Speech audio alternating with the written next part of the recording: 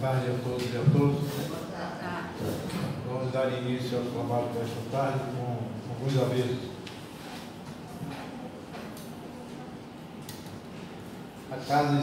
Existe na casa alguns projetos sociais, entre eles a doação de gênero alimentício, onde nós fazemos a doação mensalmente de aproximadamente 40 cestas básicas. Então nós estamos anunciando e aqueles que puderem contribuir será bem grato.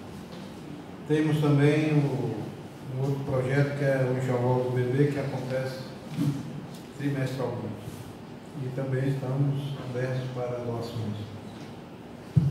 Nosso curso de acolhimento, as inscrições estão abertas, acontece às terças-feiras a partir das 19 horas.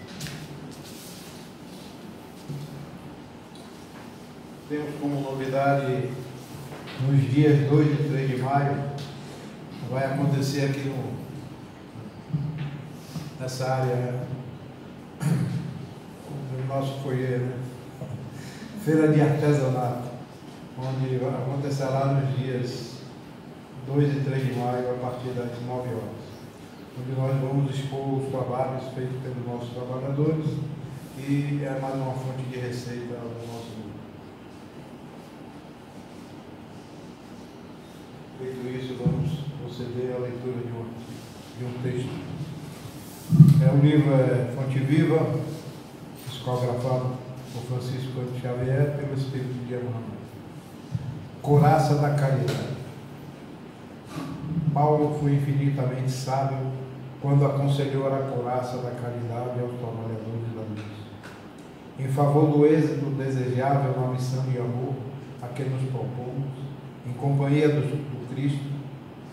Antes de tudo, é indispensável preservar o coração. E se não agasalharmos a fonte do sentimento nas vibrações do ardente amor, servidos por uma compreensão elevada nos círculos da experiência santificante, em que nos debatemos na arena terrestre, é muito difícil vencer na tarefa que o Senhor nos confia. A irritação permanente diante da ignorância adia as vantagens do ensino benéfico.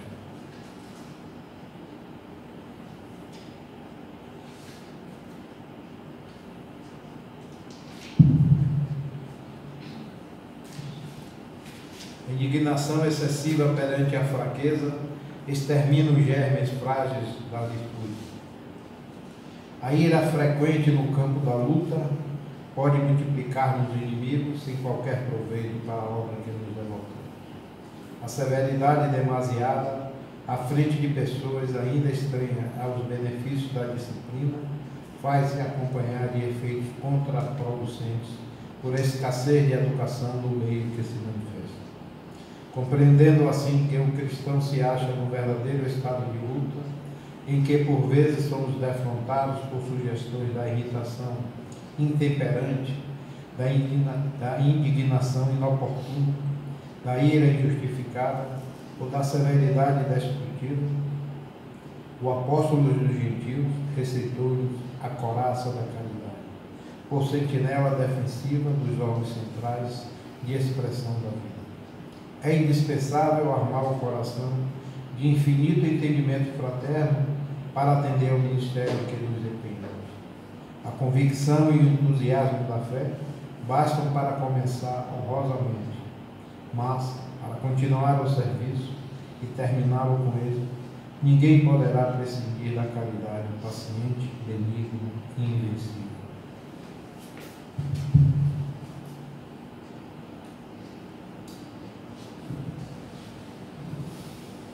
Vamos elevar o nosso pensamento ao alto e buscarmos mais uma vez sempre a proteção divina através dos mentores espirituais,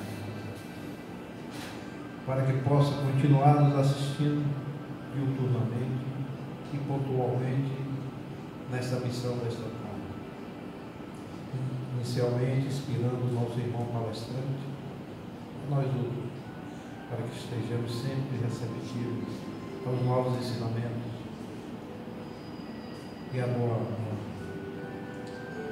Protegei também, iluminai aqueles nossos irmãos que estão nas sarjetas da vida, nos hospitais, nas penitenciários, enfim, aqueles que necessitam realmente do nosso acolhimento, que possam chegar a cada um deles essa vibração positiva e, que sabe, o chamamento para uma nova reunião, levando à compreensão, à resiliência e, acima de tudo, o amor fraterno. Por tudo isso, amado Mestre, pedimos a tua proteção nos trabalhos desta vida. E em teu nome, com a tua permissão, vamos iniciar os trabalhos.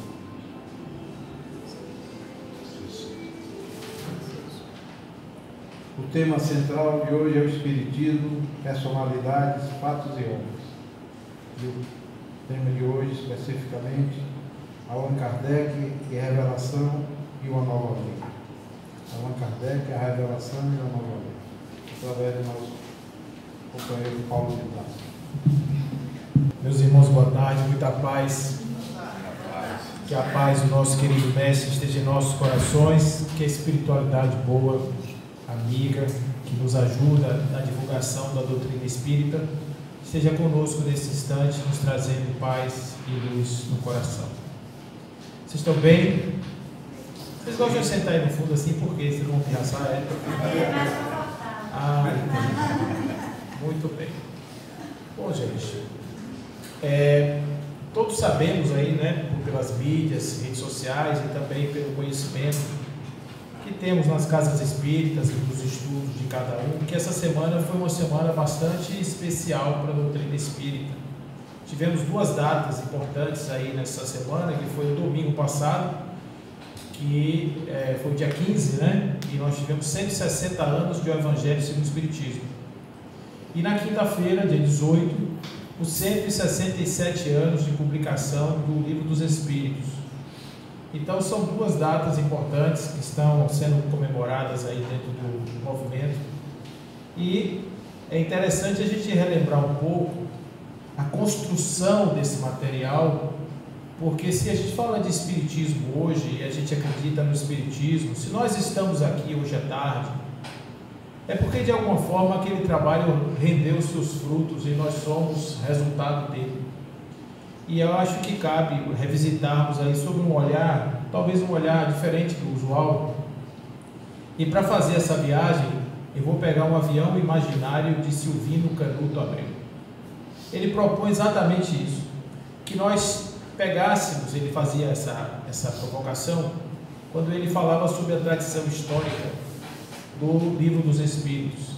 E ele dizia o seguinte: vamos pegar um avião imaginário, propelido pela força da vontade, pelo jato da vontade, e vamos nos transportar para aquela Paris do dia 18 de abril do ano de 1857. Mas eu queria pegar o mesmo avião, a carona do avião de Silvino Canuto Abreu, para que a gente andasse mais, já que o avião dele consegue viajar no tempo. Vamos então para o dia 31 de março do ano de 1848, portanto quase 10 anos antes. O que acontece nesse dia é que há uma mudança no padrão da espiritualidade, porque antes era comum que os espíritos se comunicassem através dos pajés, dos místicos, dos magos, nas grutas, nos templos, nos lugares sagrados, mas ali, numa casa humilde, no estado de Nova York, na localidade de Hydesville, duas crianças conversam com o espírito e falam com o espírito que não estava materializado, mas estava batendo nas paredes. Era o espírito de Charles Rosna, um caixeiro viajante que havia sido morto naquela casa pela quantia de $500. E essas meninas, Meg e Kate, elas teriam tido um contato com esse espírito desde que ele estava, já fazia algum tempo, tentando se comunicar com as pessoas naquela casa, e a família que anteriormente habitava aquele imóvel teria abandonado o imóvel. Mais ou menos no mês de dezembro do ano de 1857, estava ali a família nova, essa família Fox, John Fox e sua família. Ele estava ali passando um tempo por conta da questão de uma casa que ele estava reformando na fazenda. E nesse dia, a família já estava acostumada a dormir mais cedo, porque o barulho incomodava bastante. era um barulho, uma espécie de batida que eles procuravam em todo canto e não conseguiam encontrar a origem daquele som.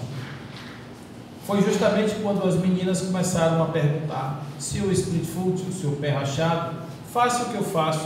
E aí elas faziam gestos com a mão, contavam quantos objetos tem, quantos dedos estão na minha mão, qual é a minha idade, etc. E a parede respondia. Logo, elas chamaram os pais, que chamaram os vizinhos, e a casa virou uma festa. Quem conta bem essa história é uma das irmãs Fox, a mais velha, chamada Leah Fox, que vai escrever um livro sobre esse dia e sobre os dias e anos subsequentes, onde ela vai contar o que aconteceu naquela época, naquela casa. Nós todos sabemos que, de certa forma, esse espírito, esse batedor, foi o que começou essa comunicação, mas Leah Fox conta que, em verdade, era uma legião de espíritos que estavam se comunicando ou tentando se comunicar de forma um tanto quanto confusa. Porque, da mesma forma que eles faziam coisas que espíritos de baixa estatura fariam, como, por exemplo, fazer as lápides do cemitério próximo entrarem pela janela, fazer as frutas e legumes que estavam no porão subirem as escadas e serem atiradas nas pessoas, embora houvesse essas manifestações típicas dos espíritos zombeteiros, eles falavam sobre transformação da humanidade, falavam sobre salvação da humanidade, eles tinham mensagens que, ao seu modo, do seu jeito, estariam de alguma forma tentando ver se poderiam contribuir positivamente para um mundo melhor. Então, essa história das famílias, da família Fox, das meninas, ela marca aquilo que nós poderíamos chamar de início do novo espiritualismo. Nesse mesmo dia, 31 de março de 1848, estava nos Estados Unidos um médium chamado Andrew Jackson Davis, e ele diz ter recebido um comunicado do mundo espiritual que naquele dia em especial começava uma grande batalha, uma luta, uma verdadeira luta, que estava começando nesse dia. É o que Arthur Conan Doyle vai se referir a esses eventos, chamando isso de invasão organizada. Arthur Conan Doyle é o pai do Sherlock Holmes, é o criador do Sherlock Holmes, ele era espiritualista e tornou-se espírita. Então, este início da nova espiritualidade, ela vai, de certa forma, marcar um período contraditório, porque da mesma forma que existiam já as mesas girantes, que estavam em todo canto, nessa invasão organizada, não havia uma festa, não havia um bar, uma noite em que as mesas não girassem de forma absolutamente regular em todos os estabelecimentos. Estava também um período de muita descrença, porque o iluminismo, a Revolução Francesa trazendo alguns dos seus ideais, mas também o positivismo, o cientificismo, estavam agora apresentando as suas credenciais. E o homem, inebriado da sua razão, estava extremamente encantado com agora a possibilidade de a razão poder explicar todas as coisas. A ciência e a razão, eis aí os nossos deuses, essa é a história contada. Então, uma característica importante desse século XIX é que o homem substitui Deus por ele mesmo. No ano de 1804, o matemático Laplace vai apresentar uma tese para Napoleão, e ele está ali apresentando essa tese, e Napoleão pergunta ao final da exposição: Senhor, eu gostei muito do que o senhor me apresentou, mas eu senti falta de Deus. E ele responde: nós não precisamos dessa hipótese. Deus, o Criador de todas as coisas, o Pai magnânimo de toda a humanidade, de todo o universo, teria se transformado agora em uma mera hipótese. Então imagina só, uma sociedade sem Deus. É uma sociedade desconstruída dos seus valores ético-morais, focados na questão de um mundo novo, de um mundo celestial, do reino celestial, das propostas do Cristo, do novo reino, etc. Tudo absolutamente jogado fora, em nome de uma humanidade que, centrada em si mesmo, buscava esta forma de salvação através da própria razão. O homem tem condição de construir uma sociedade a partir do fato de que ele é um ser de escolha, que ele tem o livre-arbítrio, que ele tem o discernimento, ele pode muito bem construir uma sociedade pautada nessa razão. O que acontece é que, tirando toda essa invasão organizada, olhando apenas os aspectos das consequências desse século XIX, humano, voltado para o humano apenas, antropocentrado absolutamente, nós vamos ver que a primeira metade do século XX foi a coisa mais hedionda que a humanidade já viveu. Porque nós conseguimos criar métodos industriais de aniquilamento humano. Nós nos matamos em mais de 50 milhões de pessoas apenas nos 50 primeiros anos, simplesmente inventando guerras e outras formas de incinerar seres humanos em fornos crematórios ou matando de fome. Fizemos isso em nome de uma sociedade pautada no homem, na matéria, no materialismo puro, e criamos uma sociedade do vazio. A gente acha que a sociedade do vazio é uma sociedade pós-moderna, do tempo moderno, do tempo de agora, mas Dr. Rollo May, em um livro chamado O Homem em Busca de Si Mesmo, ele vai explicar que a primeira metade do século XX foi pautada pelo vazio existencial. A gente imagina que essa primeira metade era aquela cadeira na calçada, a família reunida olhando para as estrelas, mas em verdade nós tínhamos uma sociedade de pessoas que estavam absolutamente perdidas. Tiraram do homem a sua essência. Foi por esse motivo que um dos sobreviventes do campo de concentração vai sair com a teoria de que o homem precisa de um eixo espiritual, e emergindo das escolas de Freud e de Jung, Viktor Frankl vai estabelecer na sua logoterapia a ideia de que existe um eixo de espiritualidade e esse não pode ser abandonado absolutamente. É claro que Viktor Frankl não está falando dos espíritos no sentido religioso, no sentido metafísico, mas como algo que transcende simplesmente a mera condição humana. Então foi justamente nesse século XIX que iria causar tantos prejuízos e ainda causa na humanidade. Nós somos 800 mil pessoas todos os anos que nos despedimos da vida pela falta completa de sentido existencial. Isso é uma calamidade. É como se por dia vários aviões desses grandes, imensos, de 300, 400 pessoas, despencassem do céu sem nenhum sobrevivente e a humanidade de braços cruzados não faz absolutamente nada em relação a isso. Nada. E isso se repete ano após ano. E a gente aperta no acelerador. As causas estão aí, todo mundo sabe que quando o homem perde o sentido da sua existência, o vazio lhe tira a vontade de viver. E a gente aperta no acelerador. E isso está causando cada vez mais doenças na sociedade. Então é justamente por conta dessa situação, pela misericórdia imensa de Deus, que os espíritos resolveram chegar na época da ciência e mostrar-se de uma maneira diferente. Mas ainda pegando carona nesse avião de Canuto de Abreu, eu quero chegar no ano de 1804. Indo mais um pouco atrás, nós vamos ver aquele jovem que nasce, Hippolyte Léon Denis Rivard. Aos 10 anos de idade, ele vai ser internado em uma escola que era administrada pelo maior pedagogo da Europa, Henri Pestalozzi. Esse homem era discípulo de Rousseau, e Rousseau era um grande educador. E qual era o princípio da pedagogia de Rousseau? As crianças são boas, nascem boas, os seres humanos são maravilhosos, são perfeitos, mas a sociedade os corrompe.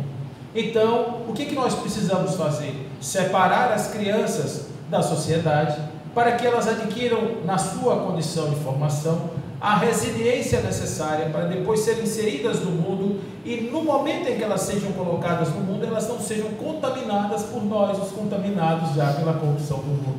Então essa era a ideia. E havia uma outra proposta construtivista, a base do construtivismo está ali. Era a construção do raciocínio, a construção da ideia do saber a partir das próprias faculdades da criança, estimulados a descobrir o sentido das coisas. E amor, bastante amor. Eles educavam amorosamente essas crianças, ao ponto de quem viveu em Verdun dizer que a escola não tinha portões. Os portões eram abertos. A escola era pautada por esses laços, e eles diziam assim, ele, Pestalozzi, brigava abraçando. Deveria ser uma experiência muito agradável.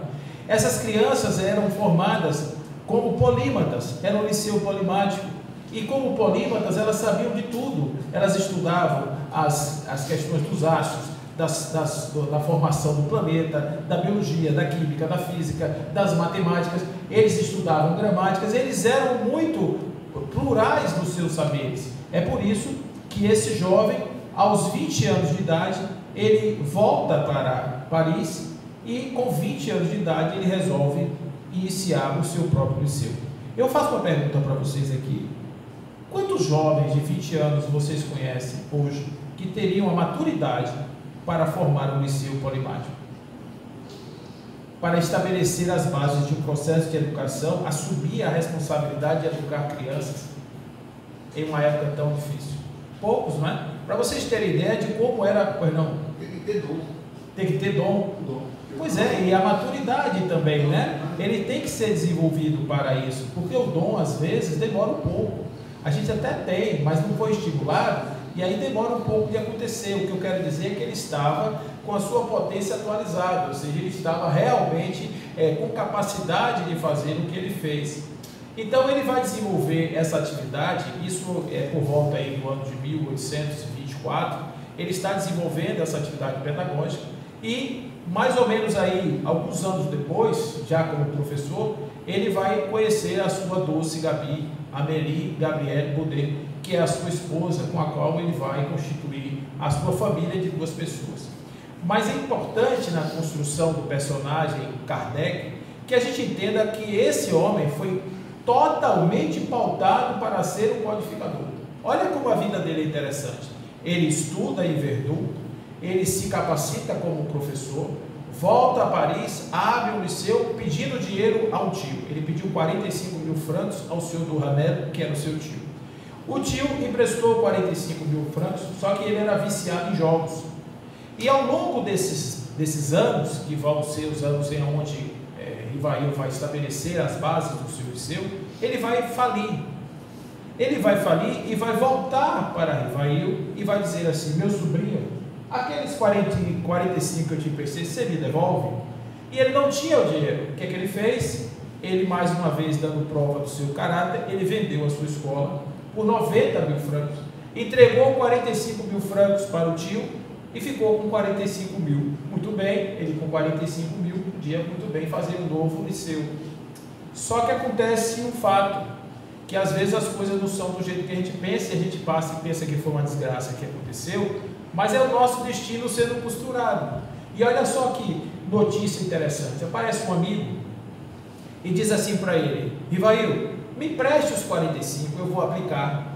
Eu tenho um convênio aqui com a poupança Bamerindos, e eu vou aplicar seu dinheiro, que vai render juros, e daqui a um tempo eu te devolvo o dinheiro ampliado. Ele imediatamente aposta o dinheiro no amigo. 2 meses depois, o amigo faliu e ficaram junto com o dinheiro de Rivail. Ele ficou sem nada. O que ele fez com a sua esposa? Abriu a sua casa para dar aulas às crianças. Ele continua sendo professor, muitas vezes dando aula gratuita, e fazia contabilidade de alguns estabelecimentos, dentre os quais o teatro.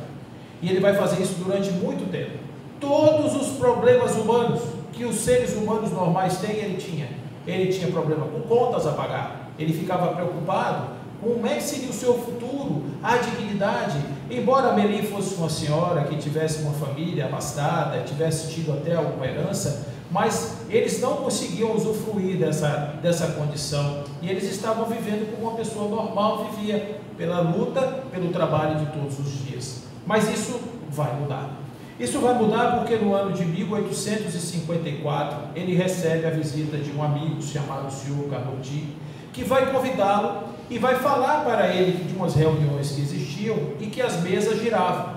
Ele, como um cientista, Rivail, ele estudava o magnetismo desde os 20 anos de idade. Desde que chegou em Paris, ele começa a estudar o magnetismo de Mesmer. E esse magnetismo, ele intuía que as mesas se mexiam por conta das energias magnéticas. Ele dizia: isso eu já sei o que é. As pessoas colocam as mãos sobre as mesas se movimentam por causa do magnetismo. E ele não acreditava muito na ênfase do senhor Carlotti, que ele era um corso, e ele não acreditava muito, que ele era muito festivo, ele era muito assim, animado, e Rivail meio que dava um desconto. Mas, logo depois, um outro amigo dele, o senhor Fortier, vai convidá-lo, e ele enfim cede ao convite, e no mês de maio do ano de 1855, ele vai a uma reunião na casa da senhora Roger, aonde lá ele vai se encontrar com uma médium chamada de Plana-Maison. Nessa reunião ele vai ter contato com uma realidade que ele desconhecia. Era a possibilidade de seres de outro plano, de outra dimensão, mortos, portanto, estariam se comunicando através dessas médiums, porque além da senhora de Plana-Maison tinham outras meninas também fazendo comunicação. Ele vai ter relatos sobre o plano espiritual.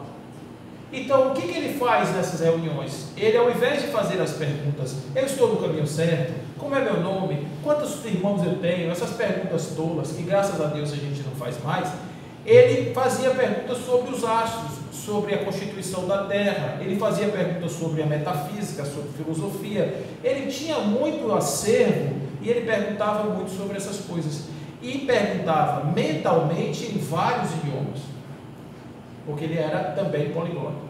Então, quando ele fazia isso, as meninas que não tinham orientação educacional respondiam, e ele ficou muito impressionado com isso. E aí ele teve uma ideia: vou descobrir como funciona o lado de lá. Entre o ano de 1855 e o ano de 1857, o mês de abril, portanto, dá-se aí mais ou menos nesses 2 anos, ele vai desenvolver todo esse trabalho que vai resultar na publicação de O Livro dos Espíritos, um livro com 501 questões que ele publica nessa manhã de um sábado primaveril, como diz Canutos de Abreu, às 10 horas da manhã. O seu livro estava na Galeria Danty, no Palais Royal. Então, essa livraria que estava ali no Palais Royal era de uma viúva, a senhora Melanie, e do seu filho, Edouard Henri, que eles não queriam publicar inicialmente o Livro dos Espíritos, porque quando chegou nas suas mãos, embora fosse um pedido direto do senhor Danty, antes de morrer, eles não queriam, porque era mais um livro de espiritualidade que ia ficar enfurnado nas prateleiras. Mas quando a senhora leu o livro e que viu o que é que tinha lá dentro, ela não somente recomendou, como falou para o seu filho, que também teve o mesmo impacto, Edouard Henri, ao ler o seu livro, este livro de Rivail, agora ele ficava impactado e mandou imprimir, colocando na capa que era prioridade, porque era, segundo ele, o mais belo livro, o mais bem feito livro sobre espiritualidade já escrito. Então eles começam a fazer essa divulgação. E conta Canuto de Abreu que quando chega Kardec em casa às 10 horas da noite, ele senta no seu diário e começa a escrever da seguinte maneira: hoje foram dados ou vendidos cerca de 100 exemplares do Livro dos Espíritos. Cada exemplar, uma gota de vida nova no coração de homens velhos. 1.200 sementes de verdade lançadas no campo da observação. Se apenas uma foldejar, todo o nosso trabalho terá valido a pena. Então ele acreditava que esse livro, que essa nova revelação, iria trazer para a humanidade uma nova perspectiva, uma nova possibilidade de rever a vida. Não mais a vida era um espaço entre o nascer e o morrer. A vida agora era algo que continuava além da morte, mas não era algo da mística. Não havia mais o céu, não havia mais o inferno, não havia mais o Satanás, não havia mais aquelas crenças que estavam sendo construídas. Agora havia apenas espíritos, espíritos que caminhavam na direção da luz, espíritos que cada vida eles adquiriam um pouco mais do seu conhecimento, desenvolviam um pouco mais das suas faculdades, e a partir desse desenvolvimento eles eram capazes de se tornar mais e mais, cada vez mais. E ele acreditava, entre outras coisas, em algo que ele já trazia desde a escola de Verdun, que era a possibilidade de um dia a humanidade não ser mais dividida por religiões, por nomes das religiões, mas que todos estivéssemos cientes de uma única verdade, de que existe Deus e que nós somos todos irmanados porque somos criados por Deus para o nosso destino final, que é a união com Deus. Então, se todos nós tivéssemos essa certeza, os nossos parâmetros morais seriam outros, a nossa sociedade seria transitada de um mundo de matéria, de um mundo de desejo, de cobiça, para aspirações maiores. Então não era simplesmente um livro que contava sobre espíritos, não era uma ciência que explicava somente qual era a materialidade ou a essencialidade de um espírito, mas falava a respeito da vida, do sentido da vida, do propósito da vida, do porquê estamos aqui. Observe o tamanho dessa responsabilidade de Rivail. Ele vai observar também que a partir dessas revelações, muitas coisas acontecem. No dia 25 de abril do ano de 1857, acontece um fato muito interessante, que vai ser a visita que o casal agora Kardec, recebe em sua casa uma jovem com seu pai e sua mãe. A jovem estava com ameaça de ser internada ao hospício, porque ela era médium e ninguém sabia o que era isso. Agora, a partir do Livro dos Espíritos, quando o pai da moça viu o livro e leu, ele entendeu o que estava acontecendo com a sua filha.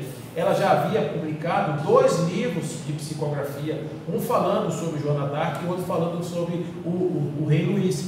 E esses livros eram de uma precisão histórica que as pessoas que analisavam diziam: essa jovem não tem condição de escrever esses livros, porque ela fala de coisas que nem os historiadores sabem direito. E ela escrevia com essa precisão de detalhes. Essa jovem, como vocês conhecem, chamava-se Hermance Dufour.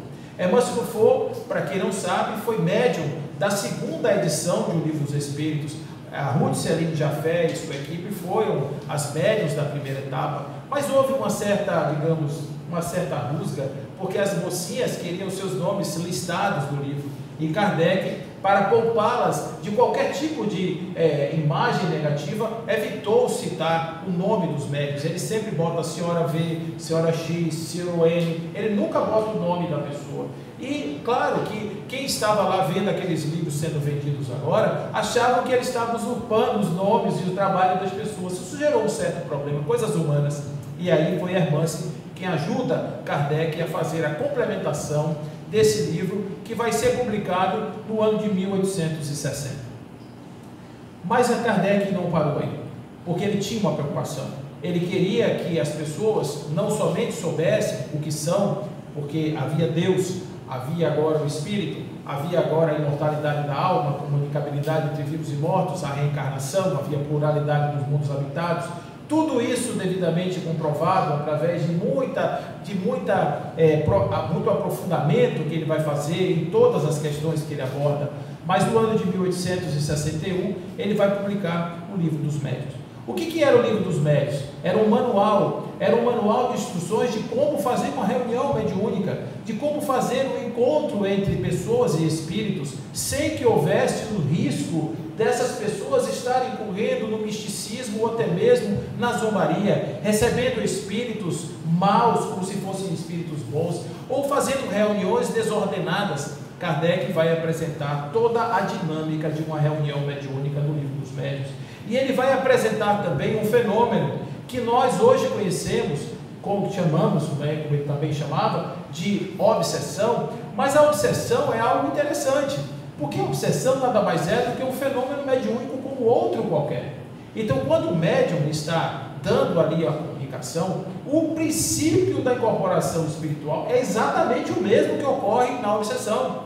O que muda é a qualidade do espírito comunicante e a qualidade do médium diante da experiência da comunicação.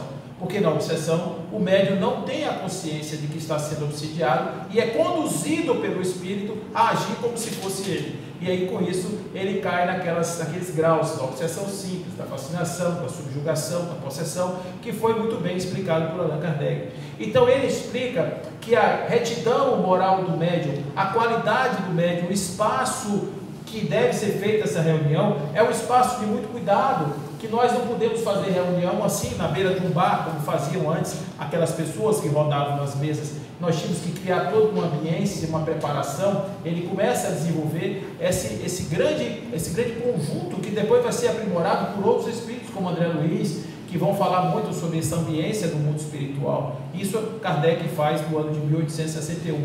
Mas ele também não para aí. Porque se Kardec parasse no Livro dos Médiuns, ele já tinha também, desde o dia 1º de janeiro de 1858, ele começa a publicar a Revista Espírita. A Revista Espírita começa logo em seguida e foi a grande rede social de Kardec. Porque como é que ele fazia? Como era a técnica dele? Ele publicava o livro e, claro, o clero e muitas pessoas vinham para cima dele, atacavam ele por conta justamente das informações e das ideias novas que ele trazia. E ele se defendia na revista. Ele pegava essas informações e na revista ele fazia o contraponto. Mas ele fazia mais, ele recebia as correspondências e na revista ele publicava aquilo que ele achava relevante. E as coisas que ele publicava na revista muitas vezes saíam depois e davam origem aos seus livros, que posteriormente seriam aqueles que iriam compor o trabalho que ele vai editar ao longo desses 14 anos de vida dentro do Espiritismo. Ele foi espírita por 14 anos, tá bom, gente? Hoje a gente fala assim, muitas vezes é comum um espírita com 40 anos de Espiritismo, 50 anos de Espiritismo. O Divaldo Franco tem quase 80 anos de Espiritismo, e ele teve apenas 14, né? O codificador teve apenas 14, para a gente ver que o Espiritismo realmente ele precisa de dedicação e não tem nada muito complicado. Então, a partir daí, ele começa a fazer uma ideia de como é que o Espírito consegue passar na vida na Terra. Olha que coisa interessante, como é que o Espírito consegue aproveitar a sua encarnação da melhor forma possível, considerando que ele é um Espírito passando por uma experiência humana. Então, ele vai trazer nada mais nada menos do que o código de conduta ético-moral mais perfeito que o Ocidente já tocou as mãos e os olhos, que é o Evangelho de Jesus. Ele vai simplesmente, tocado pelo Evangelho, ele vai trazer essas máximas do Cristo alinhadas às perspectivas da espiritualidade e vai escrever e publicar no ano de 1864 o Evangelho segundo o Espiritismo. Olha só que coisa interessante, justamente no dia 15 de abril de 1864. Tem um fato sobre o Evangelho segundo o Espiritismo que eu acho que vale aí a gente comentar. Kardec não era médium. A mediunidade de Kardec era meio estranha. Inclusive, ele conta que uma certa feita, quando ele estava ainda trabalhando no Livro dos Espíritos, ele ouviu uma parede bater. Então ele estava escrevendo tarde da noite e a parede batendo, como em Hydesville. E aí ele não tinha comunicação com o Espírito. Ele vai no outro dia que ele se encontrou com os Espíritos nas reuniões mediúnicas, ele pergunta: por que aquela batedeira lá na minha parede? E aí o Espírito disse: vá na página tal, entre as linhas tal e tal, e você vai encontrar o erro, porque o que você estava escrevendo não nos agradou. Então ele não era médium, para vocês terem ideia de como é que funciona. E aí o que acontece? Mais ou menos, tá? Olha só que história interessante. Um dia, antes do ano de 64, vai visitar a família Kardec uma médium de segunda vista chamada Senhora V. A Senhora V, o nome V. E ela, quando chega na casa de Kardec não estava lá. Kardec tinha ido para um espaço que ele estava construindo uma vila, e essa vila era para os espíritas morarem. Ele queria criar uma comunidade de espíritas que tivesse a possibilidade de ali viverem sob os auspícios do espiritismo. E essa vila, que ele chamava de Vila Siqueira, ou vila, né, alguma coisa como segurança, estava sendo construído e já havia uma casa lá. E ele estava trabalhando nesse livro e nem a Meli sabia qual era. A Meli não sabia que livro era esse. E aí a senhora vinha e fala assim: ele está sentado numa mesa próximo à janela, há um jardim, e descreveu a sala inteira, descreveu a ambiência sem nunca ter estado lá. E em volta dele existem vários espíritos que estão em volta dele, e eles carregam um livro imenso. Nas mãos eles têm um livro, e esse livro tem na capa escrito Evangelho. Então, embora não fosse médium, ele estava absolutamente intuído por uma equipe espiritual para publicar o Evangelho segundo o Espiritismo. E o que ele trouxe de novo no Evangelho? Ele não trouxe os milagres de Jesus, ele não trouxe as prédicas, ele não trouxe fatos da vida de Jesus. Ele pegou apenas os ensinos de ordem moral. Por quê? Estes ninguém nunca haverá de questionar. Ninguém nunca vai questionar que a bem-aventurança do coração puro, bem-aventurados os que têm o coração puro, que verão a Deus, porque é um fato. É o fato de que os espíritos puros estão em total conexão com a divindade. Então isso não tem como questionar. E ele vai trazendo justamente esses pontos no Evangelho e vai trazendo isso à luz do ser encarnado, que é o Espírito. Então olha que coisa legal. Ele começa a nos ensinar que uma reflexão sobre o Evangelho é nada mais nada menos do que um novo olhar sobre a vida, sobre a existência, sobre as coisas do dia a dia. E aí chegamos no ano de 1865, quando ele vai publicar então O Céu e o Inferno. Olha, gente, esse daí ele comprou uma briga, porque a igreja não ficou nada satisfeita. Já não estava muito satisfeita com o Evangelho. Aliás, já não estava satisfeita desde o Livro dos Espíritos, porque o bispo Palau de Temes, que vai queimar os livros deles em Barcelona, vai fazer isso no início da década de 60, em 62, vai queimar os livros de Kardec. E isso não tinha nem sido publicado ainda, o Evangelho segundo o Espiritismo e o Céu e o Inferno. Imagina se tivesse esses dois livros, né? Era excomunhão direta. Dizem inclusive que esse foi o último ato da Inquisição espanhola. Então chega-se agora, Kardec publica o livro Céu e Inferno, dizendo, de fato, que não existe céu, que não existe inferno. São reinos de consciência. Nós estamos, portanto, imersos no reino de consciência. E tudo o que acontece na nossa vida é resultado do nosso pensar, do nosso sentir, do nosso agir. E a partir daí ele vai estabelecer ali um código penal da vida futura, que é muito interessante. Sobre toda ação vai corresponder a uma reação. Não existe um gesto, um ato que seja, que não tenha a sua recíproca resposta. Então a gente começa a entender isso e adquire uma certa responsabilidade, porque uma característica do Espiritismo é nos trazer autonomia. Autonomia na nossa ação, na nossa vida. Porque até então nós éramos heterônomos. Nós estávamos esperando que viesse uma entidade iluminada, que enchesse a nossa vida, a nossa alma, e a partir daí a gente se transformasse em coisa melhor.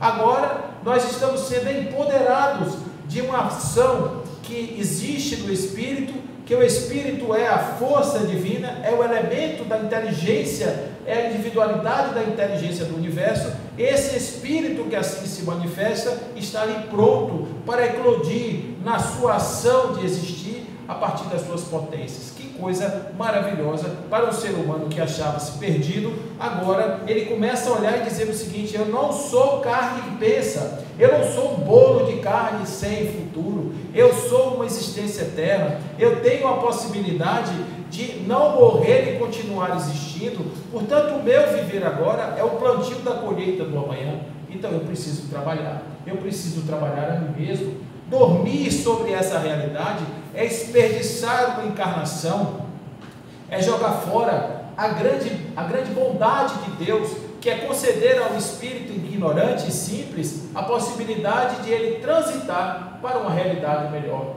O Evangelho segundo o Espiritismo vai nos trazer uma página chamada A Ingratidão dos Filhos e os Laços de Família, que o espírito está lá no plano espiritual e tem um vislumbre de algo melhor na sua existência, mas ao mesmo tempo ele se lembra que há alguém aqui na Terra com o qual ele precisa se ajustar, se afinar. Então ele suplica, depois de muita resistência, ele suplica uma encarnação para poder estar com esta pessoa, conviver com ele durante um tempo, refazer esses links de amizade que foram construídos no passado. Estão agora sendo construídos outros cenários possíveis de reajustamento. Então, quando se vê um capítulo como esse, a gente entende por que nós nos ajuntamos com família, por que nós estamos agrupados em uma família. O que é uma família, né, segundo o Espiritismo? A gente aprende sobre as nossas relações humanas, tudo de certa forma do nosso dia a dia está lá, e não é por outro motivo que Allan Kardec coloca na parte terceira do Livro dos Espíritos a lei de sociedade antes da lei do progresso. Ou seja, nós estamos juntos para progredirmos, nós só progredimos juntos nesta coletividade humana que nós chamamos de população, de gente, etc. Então isso é o que está imposto pela doutrina. A doutrina espírita não veio nos colocar de joelhos em cima do milho de novo, não veio pedir para que a gente amarrasse no corpo qualquer cilício, não veio para trazer qualquer tipo de penitência, porque isso não salva as pessoas. Veio apenas para nos lembrar o que somos e da nossa responsabilidade de vivermos de uma forma responsável, para que nós construamos um futuro do amanhã de forma lúcida, de forma consciente, de forma real e não de maneira ilusória. Tem um amigo meu, não sei se já comentei isso aqui com vocês, eu já falei tanto disso que talvez eu aqui já tenha me referido a esse. O asar é um armário de asas, né? Então, o que é um armário de asas? É um lugar que você chega, pega as asas, bota e entra no centro. Aí você fica bom, aí você vira anjo, aí abraça todo mundo, aí fala assim, muita paz, aí porque tem essa paz, tem a paz e paz, né? Paz é a paz do anjo. E aí a gente fala assim, com essa linguagem assim pastosa, estendida, como se a gente já estivesse lá no plano espiritual. Aí quando sai, pega a asa, bota no armário e vai ser um ser humano normal. Vai ter raiva, vai ter ressentimento, não vai amar, chuta o cachorro, não perdoa ninguém. E pronto, está tudo certo. Mas viver essa fantasia de que nós nos transformamos por atitude, isso foi algo que nós herdamos das culturas religiosas tradicionais, que importava o fazer. E Jesus já tinha avisado, não entrem nessa fria, porque vocês ouviram o que foi dito: não matarás, porque aquele que matar será réu de juízo. Eu, porém, vos digo que aquele que pensar mal do seu irmão já será réu de juízo. Então ele dizia que a hipocrisia não tem espaço no reino dos céus. Ou você se transforma em verdade, ou você simplesmente não passa na porta estreita. Isso não é castigo, isso não é maldade, é apenas uma constatação. Façamos disso o que quisermos com essa realidade que nos é apresentada. Da mesma maneira que outras questões que estão sendo postas: quem é meu pai, quem é minha mãe, quem são os meus filhos, quem são essas pessoas que nós encontramos, por que estamos juntos, por que minha vida é assim e não de outro jeito. Olha quantas coisas podem ser tiradas dos ensinos dos Espíritos, que estão aí nos ofertando isso todos os dias. O Espiritismo é uma janela que abre para o futuro da humanidade, uma nova forma de ser e de agir. Agora, uma coisa que as pessoas falam muito, e isso não está na codificação, é que o Espiritismo vai ser a religião do futuro. Isso não está em lugar nenhum escrito. Vai ser o futuro das religiões. Também não está escrito em lugar nenhum isso. O que está dito é o seguinte: é que as religiões do futuro terão uma base comum. Elas não mais brigarão, por exemplo, sobre o significado de Deus. Não brigarão mais pela reencarnação. E aí eu dou risada disso, sabe por quê? Porque eu tenho um amigo meu que é católico, e ele fala assim para mim: Tasso, a gente combina em quase tudo, exceto no tema, a reencarnação. A gente não acredita na reencarnação, isso não tem problema nenhum. Vamos fazer assim: eu reencarno porque eu acredito, e você não reencarna porque você não acredita. Pronto.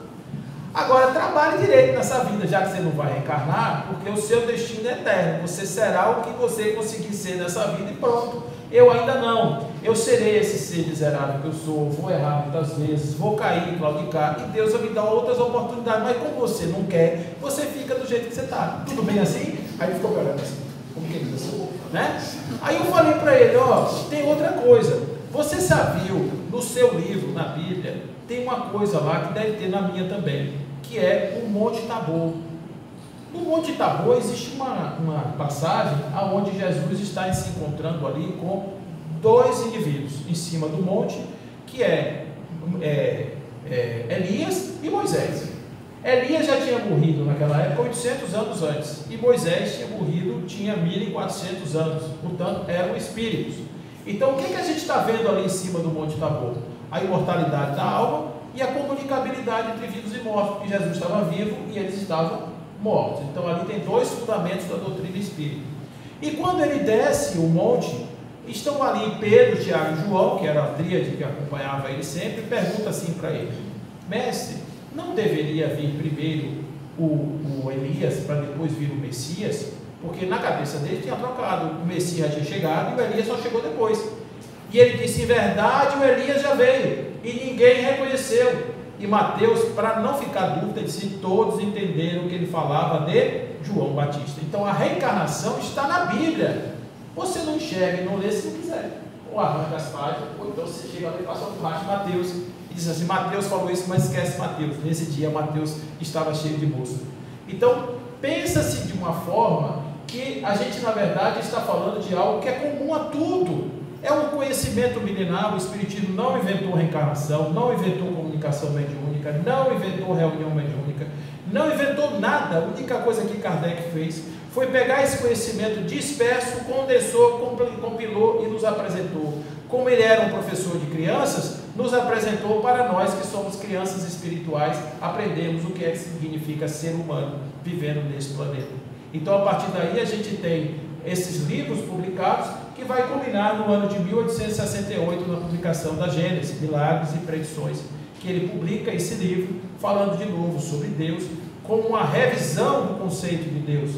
Lá no livro dos Espíritos ele fala que Deus é como se fosse um pintor e a realidade da criação como se fosse um quadro. Na Gênesis ele fala do fluido divino e diz: não existe um ser, por mais ínfimo que seja, que não esteja totalmente imerso no fluido divino. Ou seja, não existe mais separação entre a criatura e o Criador. Nós estamos imersos no Criador, nós somos emergentes do Criador e carregamos em nós a potência de Deus.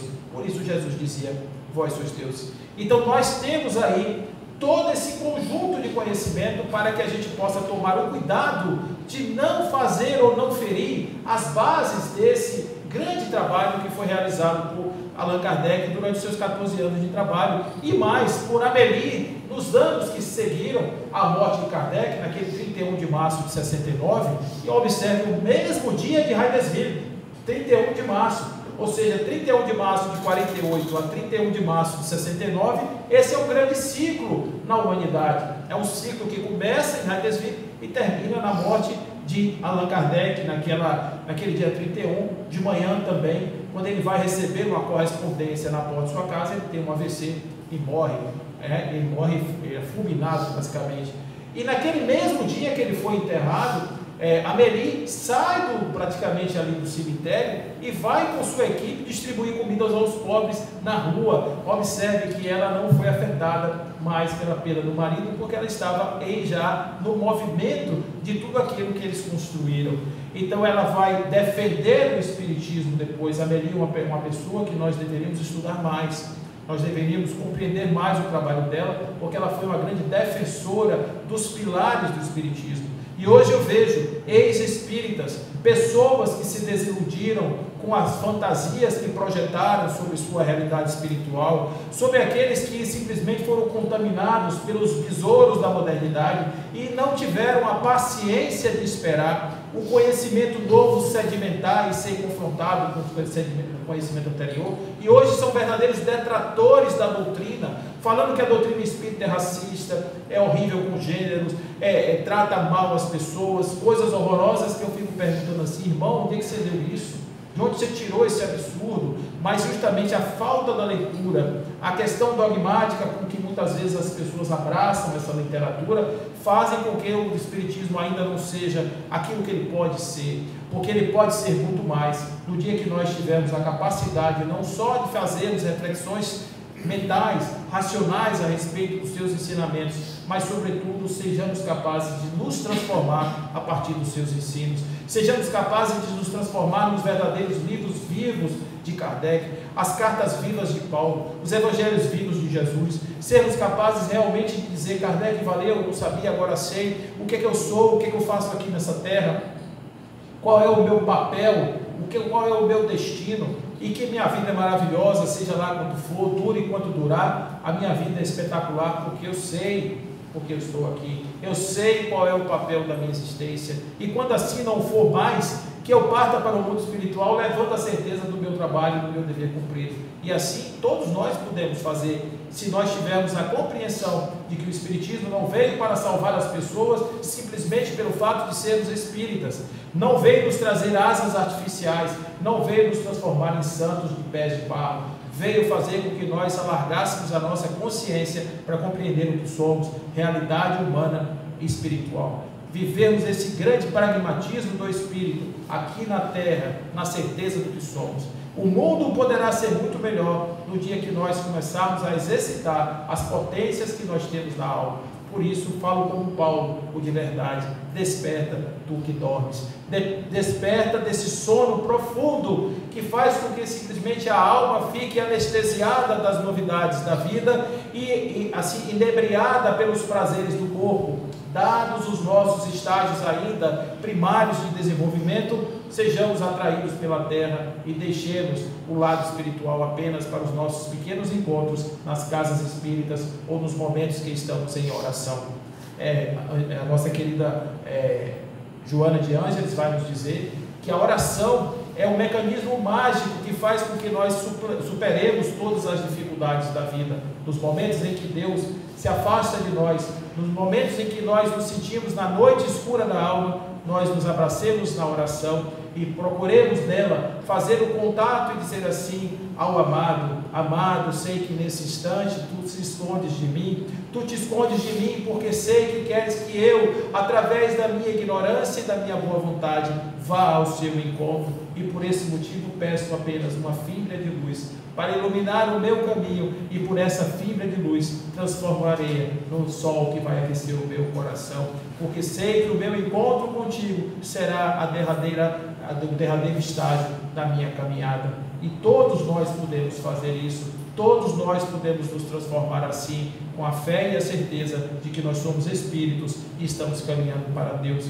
Então agradecemos a Kardec, a toda a publicação e todo o seu esforço desses 14 anos de trabalho, a publicação da sua grande obra. Somos convidados como espíritas a estudar essa obra, a aprofundar os nossos ensinamentos, a sairmos da herança dogmática que herdamos das nossas religiões tradicionais, para poder mergulhar fundo na essência do Espírito, nos libertarmos e transformarmos esse mundo em um mundo melhor.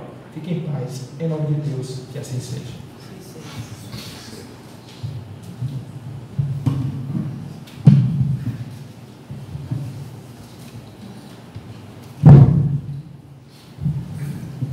Bom, em nome da direção da casa, nós agradecemos a brilhante exposição, onde você começa falando sobre o histórico do Espiritismo e de uma forma bem objetiva, clara, em 50 minutos discorre sobre o ícone da doutrina. Traz realmente grandes ensinamentos e que nos leve a profunda reflexão para a nossa vivência no dia a dia. Aproveitando uma deixa que você falou e dentro do espírito de solidariedade do brasileiro e especificamente do baiano, a minha preocupação é o fato quando você colocou do seu amigo que não acredita na reencarnação. Eu fico preocupado se ele for torcedor do Bahia, ele vai ficar eternamente condenado. Mas ainda bem que temos outros aqui, amigos e companheiros, que acreditam na reencarnação igual você. Tem chance de Então, isso é para enfatizar a brilhante explanação do amigo. Continuamos, aqueles que não presenciaram no início, a oportunidade de conhecer os talentos do NEPOM. Temos vários artistas que vão mostrar as suas obras no dia 2 e 3 de maio, na feira de artesanato. Então a gente espera que possamos aproveitar e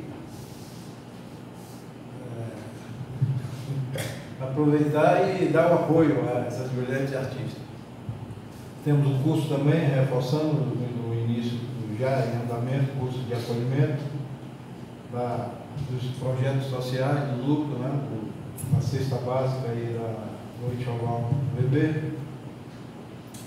E no próximo sábado teremos o subtema, né, vai ser Divaldo Pereira Franco, Nilson de Souza, tio Nilson, com a nossa amiga Tânia Mendes. Feito isso, o passe será individual, com a oração de encerramento.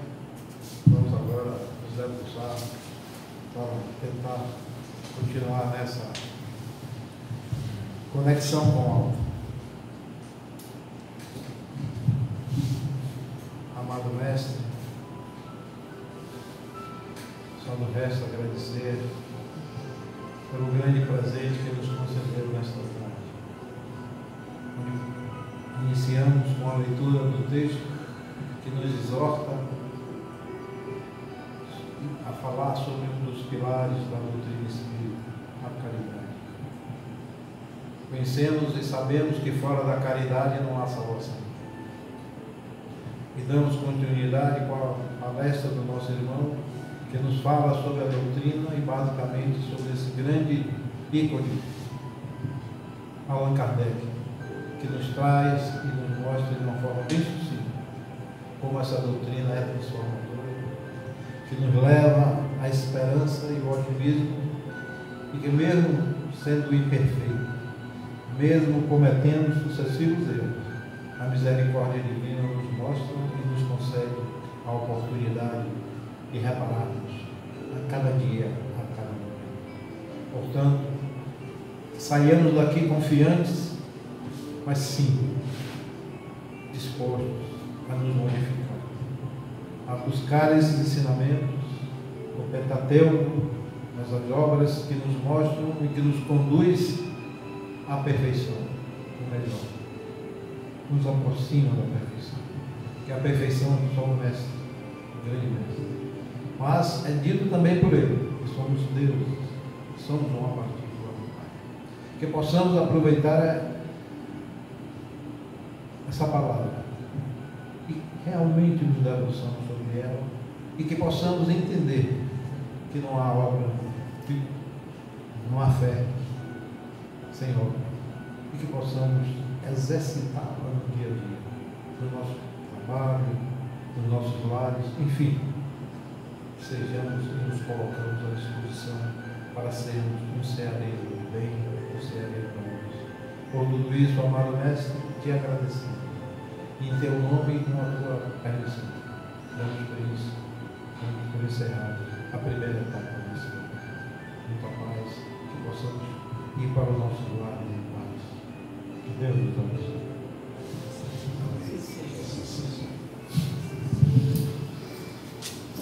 Obrigado.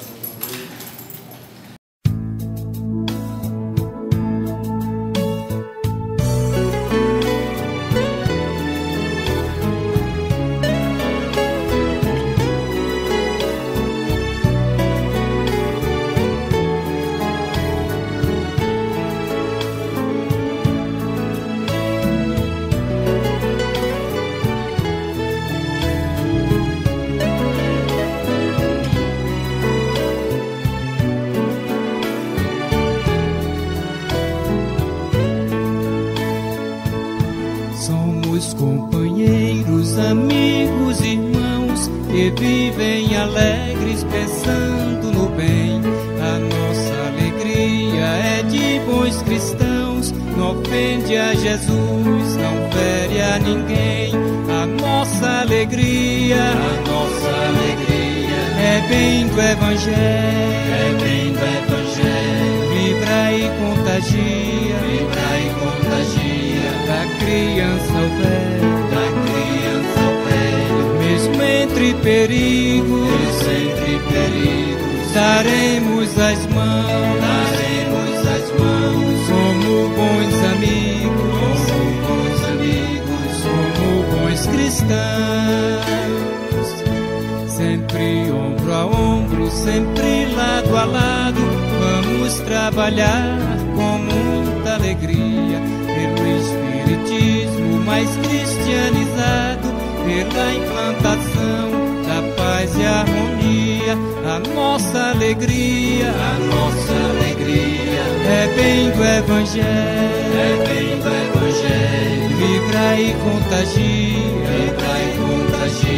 da criança ao velho, mesmo entre perigos, daremos as mãos,